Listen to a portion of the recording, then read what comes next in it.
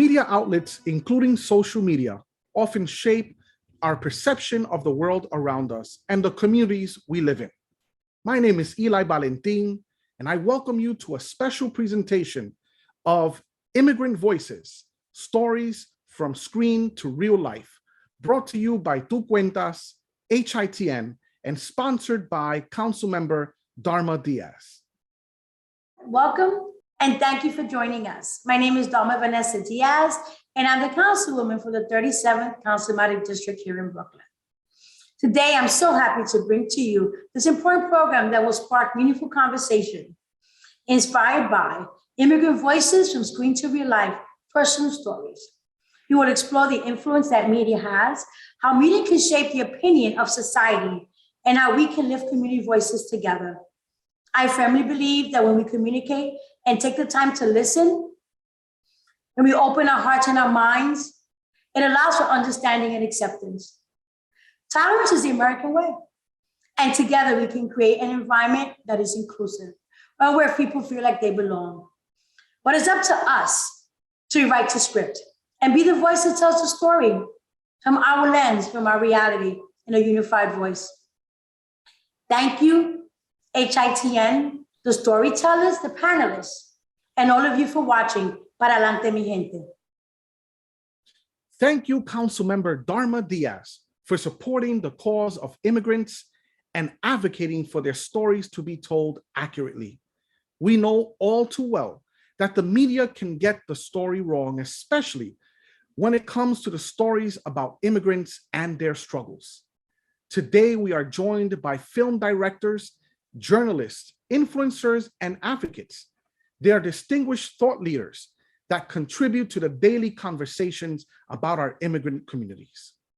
Monsignor James Kelly is a native of Limerick County in Ireland. Monsignor Kelly serves a dual role as immigration lawyer and priest. Since 1960, he has served in the Bushwick St. Bridget's Parish as priest and pastor. And since the 1980s, he has offered free legal advice on behalf of immigrant communities. Welcome, Monsignor Kelly. Thank you. Okay, I'm happy to be here. I remember you from a long time ago, and I'm happy to share this experience and this program on recent immigrants, the new immigrants who have come to Bushwick in the last 20 years. Okay, I came here in 1960 when the immigrants were basically gotcha out of Germany, and then in the late 1960s they came from Italy. So there has been a whole transformation in the immigrant influx into Bushwick, so that nowadays the immigrants are almost entirely from Latin America, Latinos. Okay.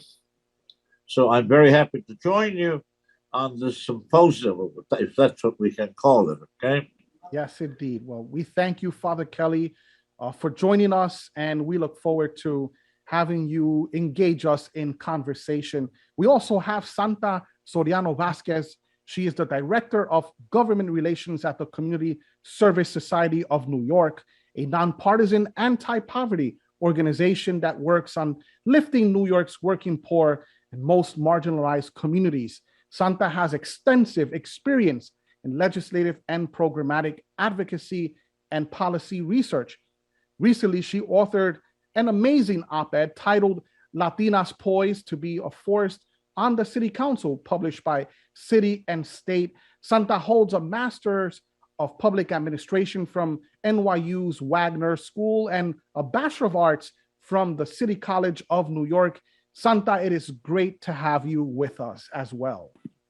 Thank you so much, Eli. And you know, you reviewed that article on City and State, so I'm very appreciative of your help on that article, and that's why it was great. So I thank you so much, HITN, and all of the other panelists. I'm very happy to be here and share some of the perspectives of how the media really, for a lot of parts, help advocates to really portray how the issues impacting immigrants, you know, and what are some of the solutions that we may be proposing. Thank you. Santa, thank you so much. It is really great to have you. And we are also joined by Ligia Gualpa, the daughter of a former day laborer and garment worker.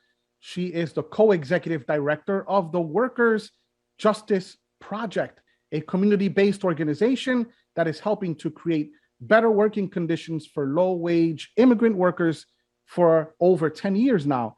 It is a pleasure to have you with us, Ligia. Well, thank you so much for having me to ensure that, you know, the immigrant voices are heard in how media can play a vital role in lifting up the voices and the power of immigrant communities. Thank you for everybody for engaging and having this vital and important conversation this time. Well, thank you, Ligia. I want to now start the conversation. We will talk to two talented Latina filmmakers about their recent work, and we will then bring in our distinguished panelists to provide their own perspectives. After that, we will hear a real-life inspirational story by René del Carmen, who's also here with us from Sure We Can, a person, indeed René is, that's making a difference in his community. Let's welcome now Vergie Rodriguez and Yesenia Sanchez, the two Latina filmmakers that are here with us. And we are so happy that they have joined us on this occasion. Thank you so much for having us, Eli and HITN. I'm excited to be a part of this panel. I mean, one of the reasons I made my short film was to start the conversation. So I'm glad that this is happening. Yes, thank you, Eli. Likewise, I'm super happy to be here. It's honestly an honor to be here with all of you and to, like Ligia said, to start this conversation and keep it moving forward. So thank you. Starting the conversation is an important first step. So we are grateful that you have provided us a platform to make this happen. So Vergie, I want to start with you. Can you just briefly share a little bit about yourself to all of us out here? Okay, sure. I'm actually a native New Yorker. I'm from Queens. I'm from Astoria. So I've made the transition to Los Angeles. I'm in Los Angeles now, but I started out as a dancer and a choreographer in the entertainment industry and worked with a bunch of different artists like Jennifer Lopez, Prince, Britney Spears. And that kind of led me to always I always realized I had a love for filmmaking and storytelling.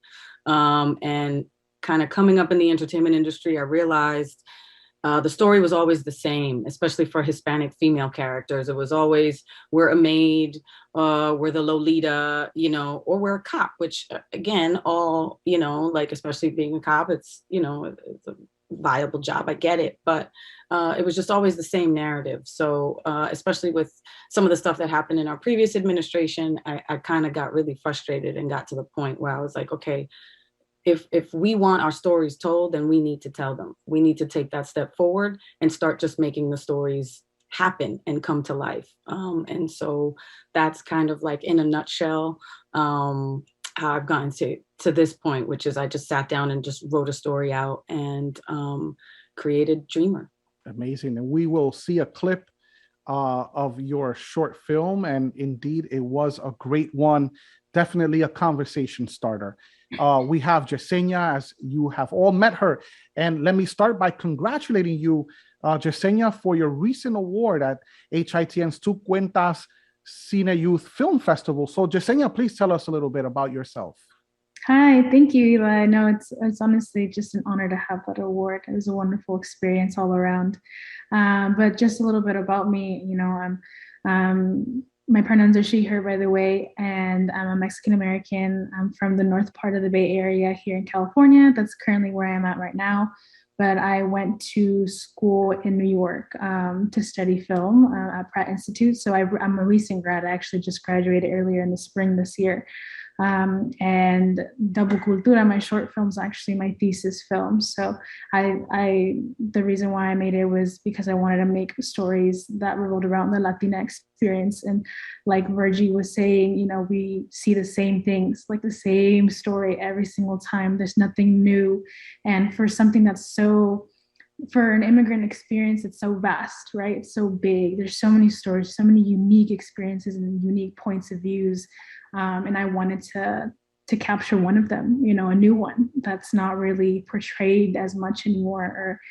So I'm really excited to show it with all of you, at least a clip of it.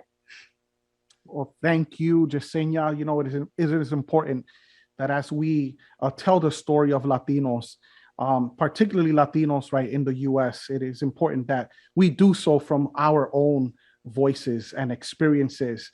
We must tell the story and not let others tell the story for us. The following clip we are about to show is from a film created by Virgie Rodriguez about a dreamer that after a brief trip outside the US is detained by immigration when she tries to re-enter the country. Virgie, can you just set up the clip for us? Yeah, sure. So this is, Lily Cruz is the main character, and she's coming back from a medical volunteer mission in Venezuela.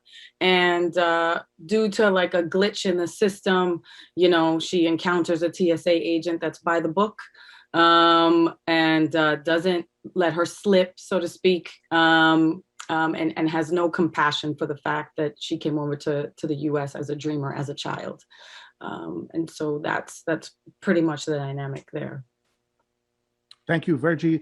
Let's take a look at that clip. Passport? Yeah, right here.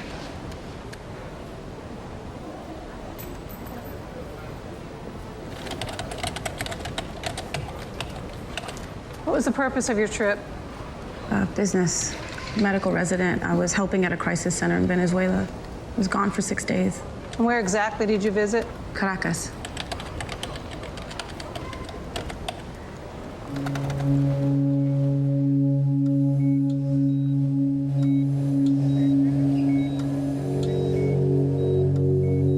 Miss Cruz. Did you get prior approval before leaving? Yes, I made sure myself. Well, it looks like your advance parole was never approved. We're going to have to detain you until this is figured out. Detain me? No, that must be a mistake. We don't make mistakes. I checked with my advance parole officer. Parole, like I'm like a criminal or something? Well, you might have gotten a verbal approval, but it was never officially cleared in the system. Well, the system is wrong. It may be broken, but it's not wrong. You're not gonna sit here and tell me what's broken. I've worked really hard to get permission. What a powerful narrative. Virgie, it is amazing how much one can say in short, brief a time. And I give you much kudos for your creativity in being able to share so much in such little time.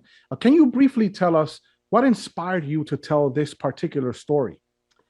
Again, just a little bit of kind of what I said before, I was just tired of seeing the same thing, and, getting auditions of the same, she's Hispanic, she's from a certain part of the world in Latin America and doesn't speak English very well. It's like, how many times are we going to hear that narrative, right? So I wanted to show, and again, the narrative that was going on around dreamers and around Latin American immigrants at the time was really frustrating because they were murderers, they're rapists, they're criminals. And the only way I knew to kind of maybe dissuade that was to create something that showed this other side of the Latin American experience in this country, especially immigrants. They're hard workers, they come here, they go to school, they want a better life for themselves and for their families. And that's what I wanted to portray. And also just highlight the fact that even when my mother came to New York City from the Dominican Republic, the immigration system at that time was just a little different. And I almost feel in a lot of ways it's gotten worse. And it's like, how has it gotten worse? Aren't we supposed to be making progress? So, and again, and just reading stories about dreamers. And I think Obama at the time had his heart in the right place of trying to protect them. But then again, with the previous administration, seeing that actually that could be knocked to the side because they're not really protected. Dreamers and DACA recipients in this country are sort of protected. So I just wanted to highlight all those things. It's like a culmination of different aspects of kind of what was going on at the time when I came up with the story and just what I was reading, and just the frustration behind some of that. Interesting. Now that actress looked awfully familiar. Very familiar. I know. She kind of looks like me, right? Yeah. Yeah. And again, and that's another part of it too. It's, Latinas come in all shades. That's the other thing, we have a lot of white passing Latinas, nothing against them or their talent, but, I wanted also change the narrative around what we look like, right? We have different shades. We come even darker, and it's just the Afro-Latino experience. I wanted to highlight that as well. And that you did. And again, we congratulate you. It's an amazing, amazing film. And we see that you have so many talents. So we thank you for sharing that with all of us. And I would like to now invite Monsignor Kelly, Santa Soriano, and Ligia Agualpa to this discussion. And they will share their perspective based on Vergie's film. And we know situations like these happen all too frequently. Dreamers are still on the sidelines, anxiously waiting for a resolution to their situation. And with so many things happening around us, including this awful COVID-19 pandemic, the immigrant experience and situation tends to not be the focus of the current national conversation. So, Father Kelly, you are an experienced immigration attorney. You have dealt with so many matters. Perhaps some like the one that Vergie has presented. So I'm wondering, did the characters' actions in Vergie's film, did that merit, or the actions against her merit what happened to her? Father Kelly. Sir, DACA is very popular, as you know. Okay, now there are many young people who are the beneficiaries of DACA, okay? But unfortunately, there have been some backward movements in terms of processing the DACA recipients for permanent residency. So we have a real issue with that. And these DACA recipients are very nervous. The young people are very much afraid that if there is no real change, they will all be excluded. So that's a big issue for us. And we deal with that every day. And we know all about advanced parole. And we are aware that it is high risk for many of these people to travel to their countries and discover that they cannot return. So we're dealing with that every day of the week. And the staff here are very familiar with the situation of so many of our young people, many of whom don't even speak the native language. If they come from places like Guatemala, that they may not know the idioms, they may not know the dialect of their families. They are English speakers. They've been educated here, and they are a great gift to America. So we promote DACA, and we are working as assiduously as we can to make sure that they can achieve not only temporary protected status, we want them to get protected status and to get green cards. That's what we're doing for DACA. Okay, so we're very grateful for the opportunity to watch the clip of the movie that Vergie made. And so we invite all of your listeners who may have problems with DACA to get in touch with us if they are in difficulties, or not necessarily with us. We're just one agency.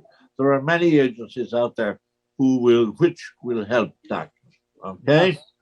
Thank you, Father Kelly. As we see, this is a complex situation, and complex situations often entails complex answers, but they must come. And I want to just bring in Santa and Ligia to the discussion, because if this were a real life case, and as we have seen even through Father Kelly's remarks, this often happens. If we learned about this in the media or on social media, how can we as a community intervene on behalf of dreamers? Is organizing the answer? Is legislative advocacy the answer? How can we lend support to folks that have to deal with cases like these? Santa, would you like to take a stab at it? First, I just want to say, Vergie, I'm looking forward to watching the whole film. These days, we're always looking for something more original to watch. After a whole 2 year of pandemic, watch or series, I am much more attracted to things that sound more original and more like touching with our daily life. So thank you so much for that. I'm not an immigrant lawyer, but I think one of the important pieces here is to bring the real experience, because people sometimes think as DACA as just DACA and not as a person, not as someone who is actually having an experience, somebody who have an education, or someone just working, or just as a person like that. When we hear DACA, it's not necessarily translated to a human being experience. And by having those experiences in the firm, or just having a short video, or just having someone an interview, or just having this show to talk about this issue, tells everyone, not only the Hispanic community, but every community, that this is a human that we are talking about. And it makes it powerful, it makes it touching.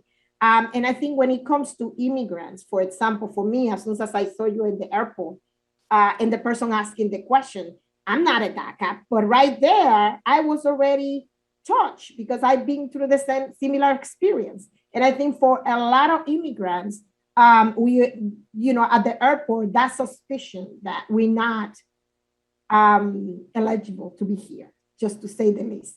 There's always that suspicion. And I think most of us feel that uncomfortable when the person is asking us questions, even when we have a blue passport. In your case, you had a red passport, but even when we have a blue passport, I have come to a situation where they asked me where I was, and typically they would not ask that question to a citizen, but maybe because of my accent, they decide, well, they're suspicious here. So let me just go ahead and ask her the questions. So I think that it's just not only speak to DACA, but it speaks to the larger issue that we all are human, and there's a human face behind these experiences. Santa, thank you for those insights. I'll quickly share very quickly. Vergie did a wonderful job at situating this film at the airport, dealing with a Homeland Security employee. And it is so telling because we do not realize how intimidating they can be, especially for individuals that do not speak English or speak very little of it.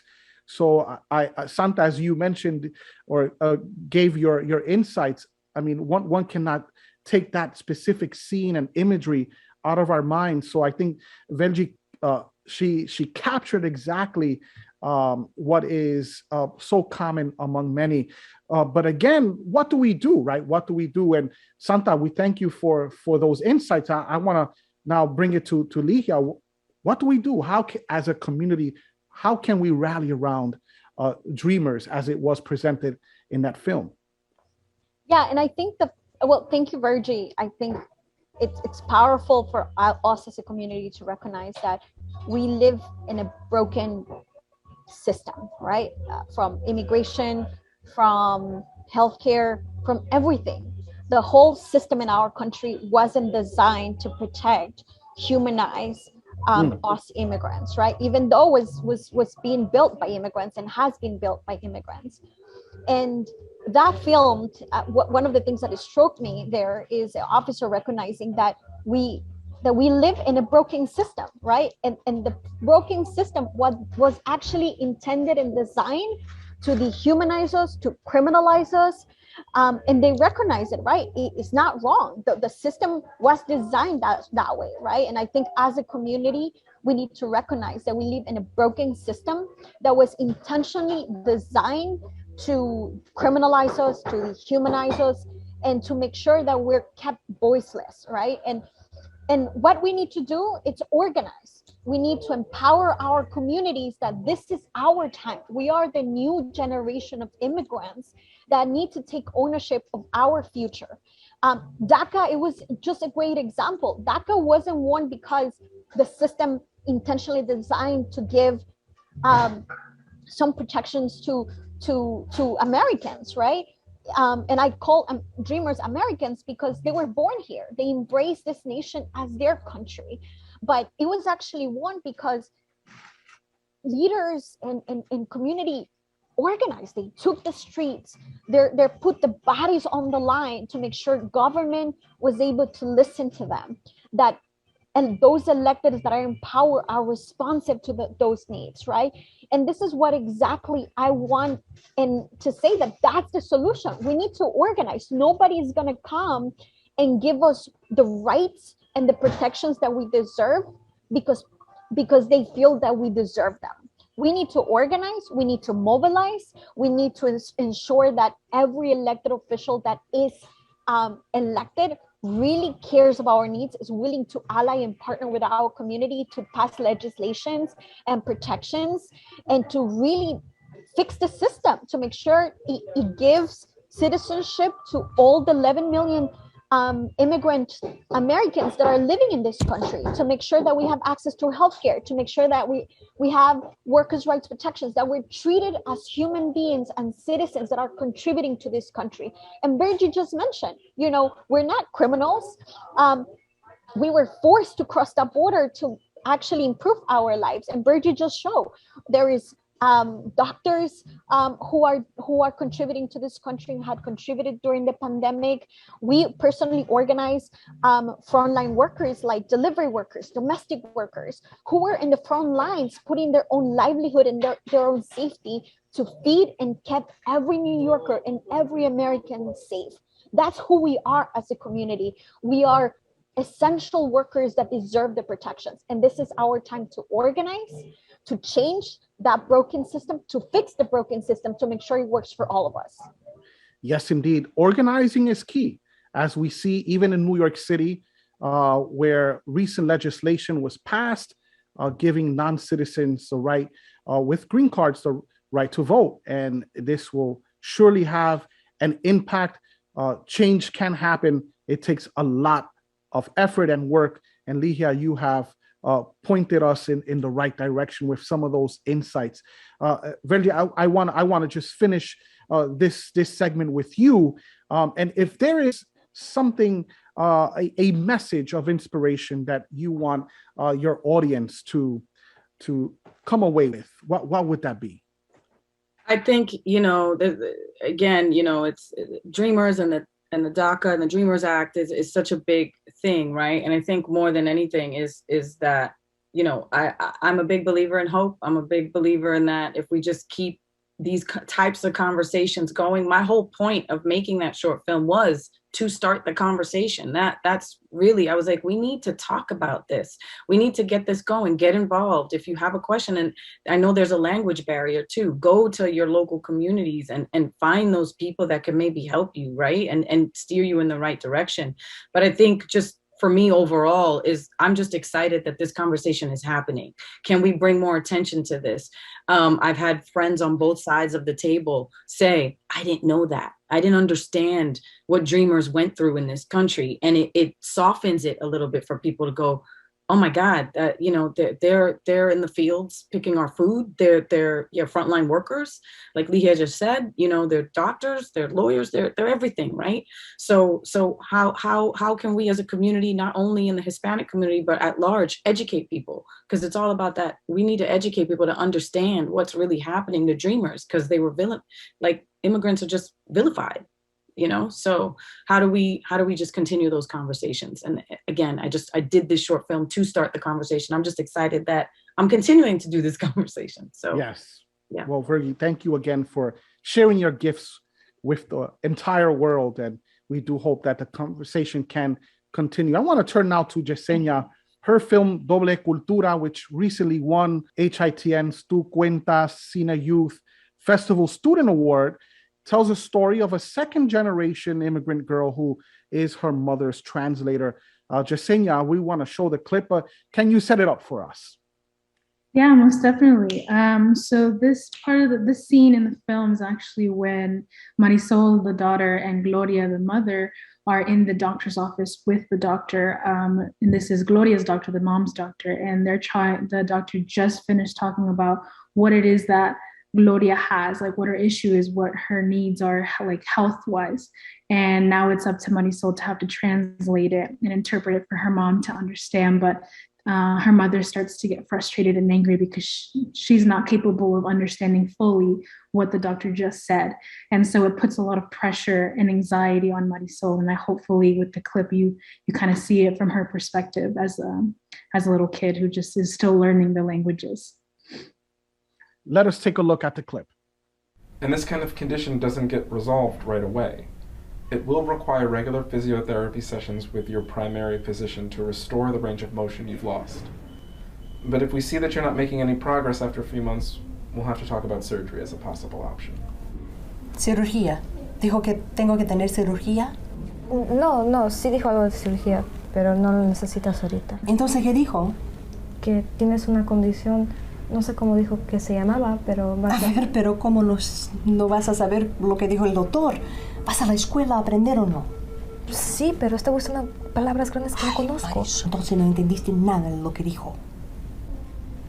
No, sí entendí un poco. Dijo que necesitas un tipo de terapia, pero se tiene que hacer varias veces. ¿Y cuántas veces tengo que hacer eso? Dile si no me puede hacer algo por mi dolor ahorita. Is there an issue? Do you need me to repeat anything I just said? No, I'm just still trying to translate everything. This is a powerful narrative that Yesenia has gifted the world with. And I'm wondering, Yesenia, what inspired you to tell this specific story? Yeah, well, my friends and family, first and foremost, the world I lived in for the majority of my life was the main inspiration to make this film. I knew I wanted to make something that was bilingual and that talked about themes around language and interpretation and learning, bringing in cultural experiences that we don't really tend to talk about or we tend to overlook. And my form of storytelling is that I like to tell stories that are essentially slices of life, capturing those quote unquote small moments that people tend to not really look at or pay attention to, but they still have a strong message underneath. And, what better experience to show than that of a child, right? The perspective and the point of view of a kid who doesn't really know how to voice their experiences or themselves, and they don't really know how important their experiences are. And so, acting as a translator and interpreter as a kid just was a common experience for me, for the majority of my family and friends, for our community. So I wanted this film to be, a form of validation for every one of our experiences. And I wanted people to see and feel what it's like for a kid to be the sole channel of communication between their parent, an adult who's a non-speaker, and another adult who's a professional and doesn't speak Spanish. So.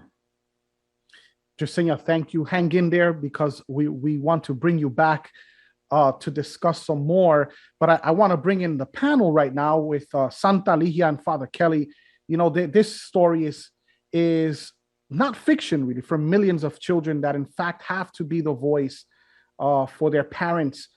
Parents, obviously, many parents do not speak English or do not speak it well. It is an enormous responsibility for a young child. There's so much happening here in Yesenia's film. We invite you all to take a look at it because it is indeed a powerful story. There are language difficulties, but there's also the psychology of this young child that so much is placed, right? It's kind of like a burden that's placed on young children that have to endure these experiences. Now, when we think about the resources that may be available or not to immigrant families, when it comes to families navigating services that may be available to them, when it comes to support groups, are there any? Are there enough resources for our children, for our immigrant families? I'm wondering, based on their experiential narratives and experiences, I'm wondering what Father Kelly, Santa Ligia have to say about the issue. Ligia, I'll start with you this time. Yeah, actually, thank you so much, Yesenia, for that film. I actually had flashbacks of my own experience as a daughter of immigrant workers growing up in the South Bronx, being the translator for my mom in the hospital, or whenever she was trying to get actually food, or even trying to get shelter, right? When our own building got burned with us inside, right? So, and the whole reality is that experience happens every single day in every household, right? Because the language access in our communities and our system is not accessible, right? New York is just example. It's one of the most, I think, richest city of the world with hundreds of languages, right? And a lot of the services and navigating a whole complicated system, it becomes very complicated when you don't have a translator, you just came to this country and trying to figure it out how to get access to basic services. And that just speaks about what I explained before. Like, the whole system is broke. It's not designed to give us, not even to give us the protection, but allowing us to give access to essential services. And what we need to do is make sure we expand language access services in every government social service agency that it's out there. We need also to ensure, and you're right, like, there is a lot of responsibility that we as immigrant kids have to carry on, because if the system has failed our parents, we're left with a responsibility to be responsive as translators. And that can be very hard for young kids who are just trying to navigate and also understand the systems in the public school system, right? Which is also broken and is not designed to educate us and to ensure that we can thrive and protect our parents. And the sad reality is that we're still left with that job. And I think that's one of the reasons that I think Jasenia and us as daughter of immigrants, we're carrying on their responsibility in doing that work of making sure we can educate our communities that in our own parents, right? That it's not just about learning the language to be able to adapt, but we carry responsibility to organize, to advocate, to fight for issues that matters. Language access is one of them, right? Access to better jobs, access to opportunities that we're systemically designed. And I think it's a powerful video that it really allows us to really have a conversation about why we need to organize, why we need to advocate, why we need to change the system. Yes, thank you, Ligia. Important insights to share. There is indeed a lot happening here that people need to be aware of. I want to just pick on Father Kelly. And Father Kelly, you, as we mentioned earlier, you are an immigration lawyer, but you're also a priest. And I'm wondering, I'm gonna throw in this lingo, but I'm wondering, how would you or how have you approached this from a pastoral care perspective? Yeah, well, can we just to interrupt here? We have lost most of our ESL programs because of the pandemic. We did run extensive citizenship, ESL, English as a second language, extremely popular programs. But now, because of the limitations of space and the COVID regulations, we have to limit the availability of these classes to very small numbers. And we find that most of the people, the immigrants who are here, once they get a green card, they want to learn English and they want to become citizens. So we're able to do the citizenship fairly well because they learn English and they have their children help them with the questions. But in the meantime, because of the pandemic and because of the government cutting back on the funds for ESL and citizenship, the classes are not any longer available as they used to be. This is a major program which the city should try to rebuild and extend. So we would be very concerned with the ESL programs and the citizenship programs. And again, as you know, most of the immigrants are Latinos. We're not, but we can't forget about the others. We have Haitians who come here right now. We're coming at the moment. And we have people from other countries. But the majority of the immigrants that we're dealing with here in Bushwick and the city of New York is dealing with are Latinos. And Spanish is it's their first language, or at least it's their second language. And very often in New York City, Spanish seems to be the first language and English the second language. So we have a great opportunity to reach these people. But if we don't have the resources, I mean, there are restrictions on, sanitization and the closeness of the students. So all of these issues can be resolved if we could take care of the pandemic.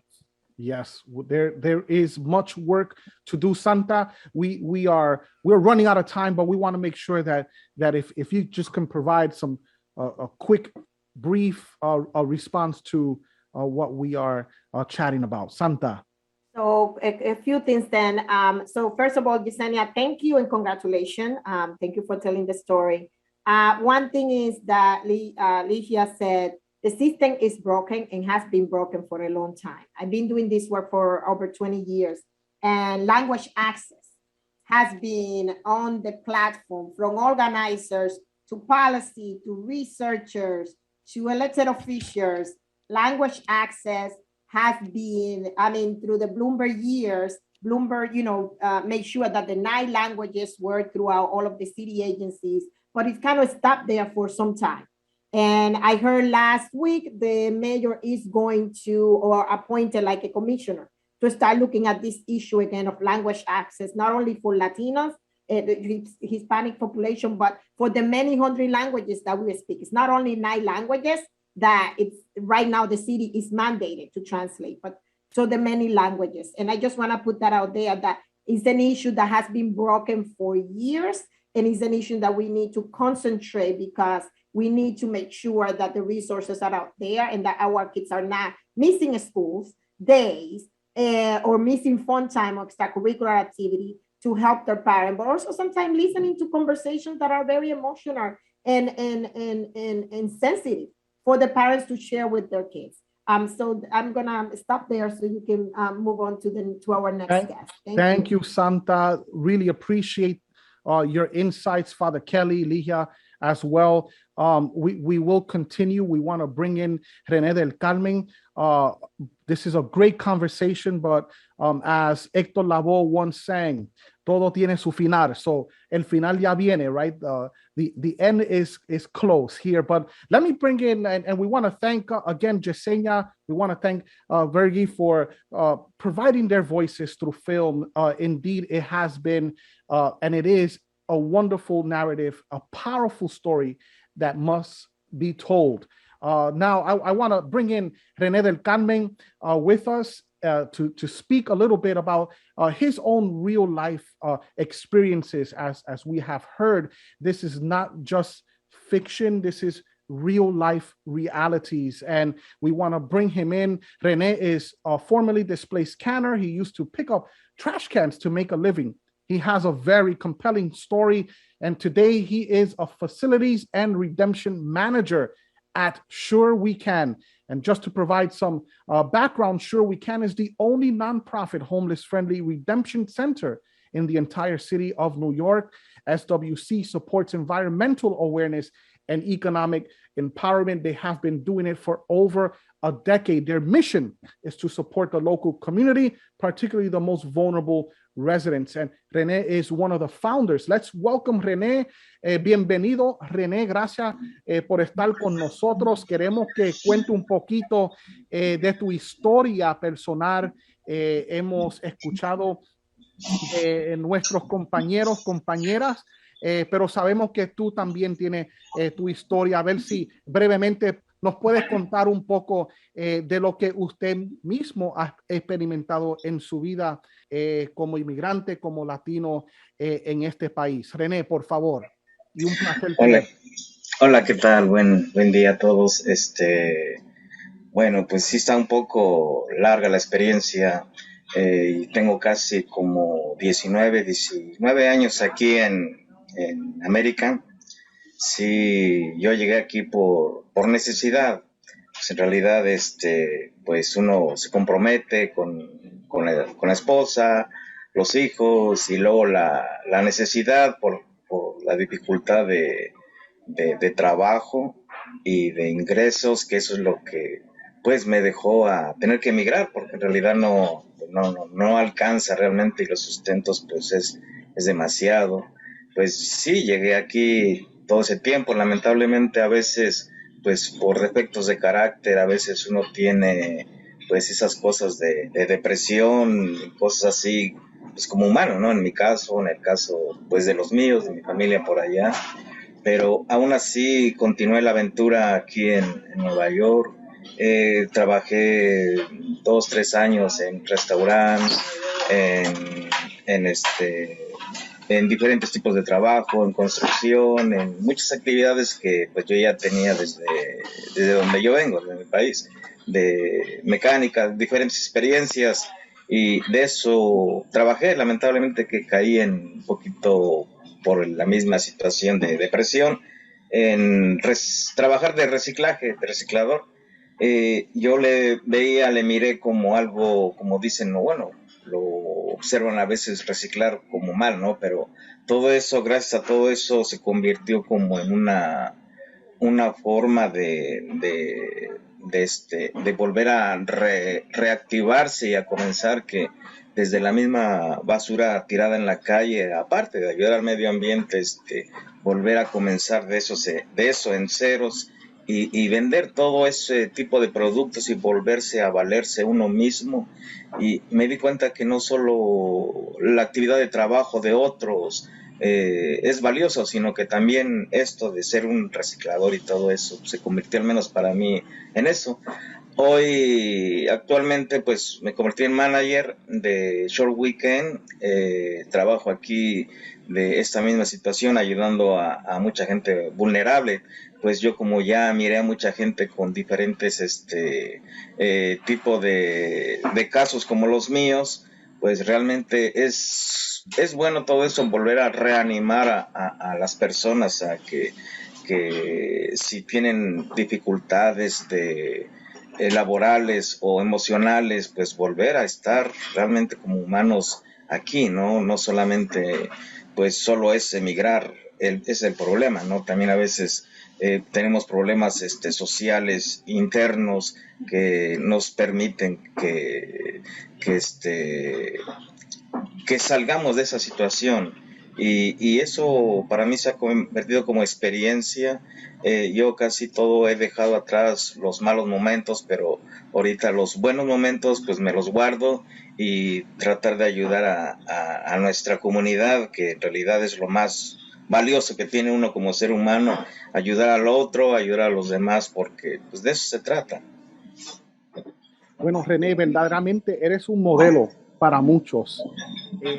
Gracias. Y has relatado la dificultad, ¿verdad? Que muchas de nuestras familias inmigrantes tienen que enfrentar. Has mencionado una cosa, lo mencionaste un par de veces, y es la realidad de la depresión, ¿verdad? Como un asunto en que muchos tienen que lidiar con ese reto. Siempre pensamos en las dificultades económicas, las lingüísticas, pero muchas veces nos olvidamos, ¿verdad?, de el trauma psicológico en que muchos de nuestras familias inmigrantes tienen que enfrentar.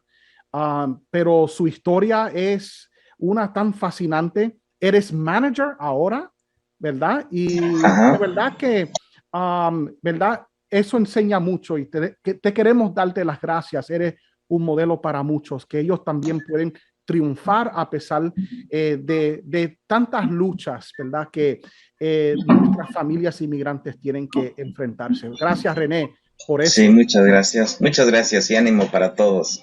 Gracias. De los pocos que puedan escucharnos, pues ánimo y adelante, que la vida es larga.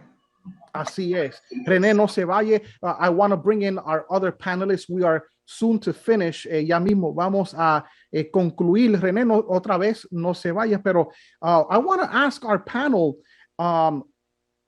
let's talk very briefly. And in fact, if each of you can hold yourselves to 30 seconds and just share a little bit about this. We know that the role of media is very important in how they shape narratives and how they tell stories.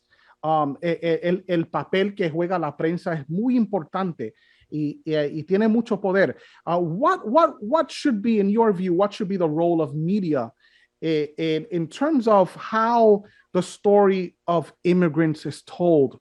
How can the media help tell this story accurately?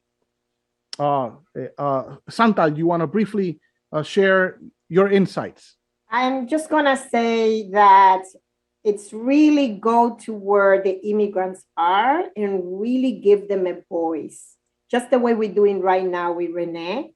And basically the person themselves telling their story, even if it's through translation. I just want to put one example out there. I love Monica Morales. She's been telling the Naisha story, right? And we see Naisha maybe as a place, it's just housing, but immigrants have housing issues.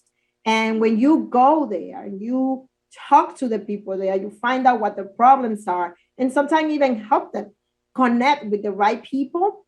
That's what the media can do. Really go to where the immigrants are and the Hispanic in this case that we're talking about, and let them tell the story and let them also share how they would like their issues to be fixed. Mm-hmm. Thank you, Santa Ligia. I think media has a vital role on lifting up the stories and the stories that really matter to our communities, to empower us, to humanize us. And the media can play a role also in repairing the broken system that we live in this day. Ligia, thank you. Father Kelly, very briefly. Oh, well, tell the truth. We have to tell the truth. That's to find out what's really happening, and then expose the hypocrisy and the abuse that is taking place, and how immigrants are the victims. So please tell the truth, okay? Yesenia and Virgia, I'm wondering, as film directors, what your perspectives may be about this role of media. What can the media do to continue to give voice to the voiceless, if you will? So I'll give you each 30 seconds as well. Yesenia, I'll start with you. Well, I mean, storytelling is such a powerful tool, and it's because it has the ability to move you, to make you feel a certain way, that it has the power to change your perspective and your opinions about something. And so storytelling, I believe, is one of the most influential forms of art that exists. And you can see that it's true based on how much content each one of us takes in on a day-to-day, whether that's through social media platforms or through streaming services that you subscribe to. Visual storytelling through motion pictures has become so prominent and it's for that same reason why it's such an important tool to know how to use and navigate. And that's why it's so important for us to be telling these stories through cinema. Thank you, Yesenia. Virgi. Just kind of piggybacking off of what Yesenia just said, it's that, and also just supporting those filmmakers, those storytellers that maybe don't have that space in the media, right? That are telling the stories, like Yesenia and myself, right? And creating maybe even programs where us as a community, we're expanding our stories, encouraging the younger talent that's coming up behind us to say, tell us your story. I want to see your perspective, because that's the stuff that's interesting to us. That's the stuff, those are the stories I want to hear. And I also want to hear immigrant stories from other cultures, right? I don't just only in the Hispanic community. When we're talking about immigrants, we're talking about a very big pool of people from different parts of the world. So I think any way we can support each other as immigrants, as cultivators, as creators is always great. Thank you, Berky. René, voy a concluir esta parte contigo y quiero ver si tuviera un pedazo de consejo que le podría darle a la prensa en cuanto a cubrir este tópico sobre la inmigración y la experiencia cotidiana de los inmigrantes. ¿Qué tú le dirías a la prensa en cuanto a contar esta historia? Pues realmente es un poco difícil, ¿no? Pero pues apoyar más a la inmigración, porque pues al final todos somos seres humanos y si realmente creemos en un poder supremo, pues nos convertimos prácticamente como humanos, y si tenemos un grande cerebro para ayudar, para esforzarnos, para los más fuertes apoyar a los más débiles, pues eso debería de pasar para que salgamos de esta situación, de este problema y pues nos ayudemos. Lo único que podría decirle, más apoyo, pues eso. René, gracias, verdaderamente gracias por sus palabras. Cuenta mucho y que siga contando su historia, y de nuestra parte tenemos que hacer lo mismo. This has been a wonderful conversation. We thank you all for joining us, and we want to thank all our distinguished panelists and our guests that have joined us today. We thank our filmmakers for telling the story and how important it is. We want to give a special thanks to Councilmember Dharma Diaz in New York City for sponsoring this important conversation. And of course, thank you, HITN, for providing the platform for this conversation to happen. Let's keep telling our stories. Remember, tú cuentas.